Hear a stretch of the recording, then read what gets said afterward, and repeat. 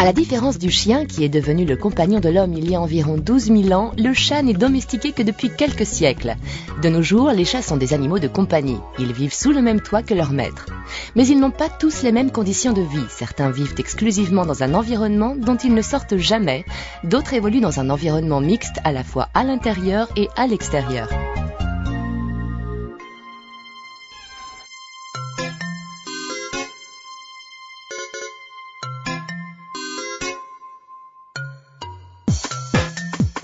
De son ancêtre sauvage, le chat domestique a conservé intacte la notion de territoire qu'il ait ou non accès à l'extérieur.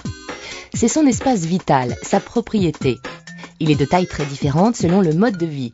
8000 m² en moyenne pour le chat ayant accès à l'extérieur et seulement 34 à 100 m² pour le chat d'intérieur. Le territoire du chat ayant accès à l'extérieur comprend des zones de chasse, des postes d'observation, des aires de repos. Dans des zones très construites et sans jardin, l'accès à l'extérieur peut être réduit à un balcon, une terrasse, limitant de fait son activité. Il va utiliser à plein les positions dominantes afin de surveiller les alentours et il va marquer les frontières au moyen de divers messages, visuels ou olfactifs. La nature n'est pas sans danger. Sur son territoire, le chat ayant accès à l'extérieur court certains risques. Accidents, bagarres avec ses congénères ou d'autres animaux, blessures, parasitisme interne et externe comme les tiques ou les puces, empoisonnement ou intoxication par ingestion de proies contaminées ou de plantes toxiques. La stérilisation du chat qui a accès à l'extérieur a une influence sur son comportement, ses déplacements et son activité. Ainsi son territoire sera plus réduit. Moins sollicité, il ne s'éloignera plus à la recherche d'une femelle en chaleur et est de ce fait moins exposé aux accidents urbains et aux conséquences des bagarres avec ses congénères. Même s'il vit à l'intérieur, le chat a un territoire. Il faut lui procurer un griffoir qui lui permettra d'exprimer son acte de propriété. Comme en extérieur, le chat d'intérieur choisit des positions dominantes. Il surveille son territoire. Il apprécie des lieux à l'architecture complexe, les recoins, les postes discrets qui lui apportent une sécurité que de larges espaces vides ne peuvent lui apporter. À l'intérieur de ce territoire, le chat organise sa vie en diverses aires dédiées à des activités précises comme l'alimentation, les besoins naturels, le sommeil. Ces aires prennent place principalement dans l'espace intérieur, maison ou appartement. Le sommeil reste l'activité principale du chat, qu'il vive en intérieur ou ait accès à l'extérieur. Le chat indoor peut dormir jusqu'à 18 heures par jour. Alors que le chat outdoor ne dort que 12 à 14 heures par jour.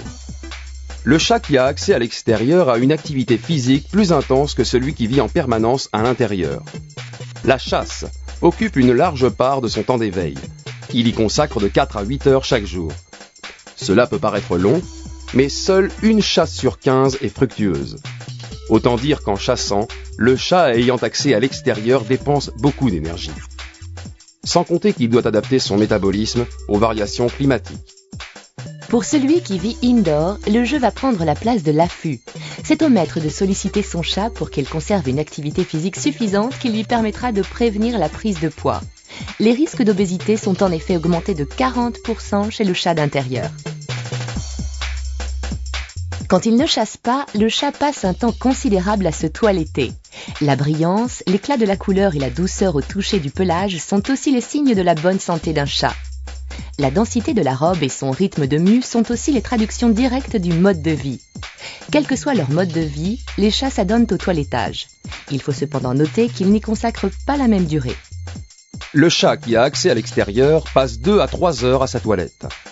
Le léchage, chez le chat d'intérieur, occupe un temps beaucoup plus important. Il faut dire que la température relativement élevée et constante des appartements et la luminosité artificielle entraînent une disparition quasi totale des périodes de mue très marquées. Il va perdre ses poils de façon permanente tout au long de l'année, au lieu de muer à des périodes précises. Pour le chat qui a accès à l'extérieur, 50% de la perte de poils annuelle est concentrée sur 4 mois de l'année. Parce qu'il suit les cycles saisonniers, il expose son pelage aux intempéries, aux variations de température, à la lumière naturelle et à l'alternance jour-nuit qui a une grande influence. Son pelage s'adapte donc naturellement au changement climatique. Fourrure dense en hiver, pelage moins fourni en été. Côté santé, le chat d'extérieur va puiser dans la nature certains éléments qui lui sont nécessaires, comme l'ingestion d'herbes fraîches en guise de purgatif, pour éliminer les 2/3 des poils perdus et ingérés pendant les périodes de mue intenses. Le chat d'intérieur, lui, doit avoir recours à des substituts qui lui sont fournis par son maître, comme l'herbe à chat ou des aliments adaptés conçus pour l'aider à évacuer les poils morts ingérés lors du léchage tout au long de l'année.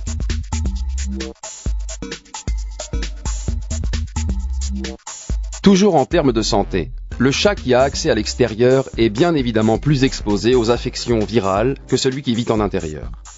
Un chat qui a accès à l'extérieur a ainsi 3 à 30 fois plus de risques de contracter une maladie infectieuse en côtoyant ses congénères dans la nature.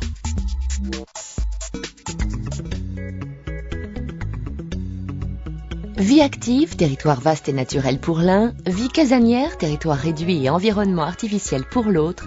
Au-delà du niveau d'activité et du comportement, les différences de mode de vie influent également fortement sur ses besoins nutritionnels.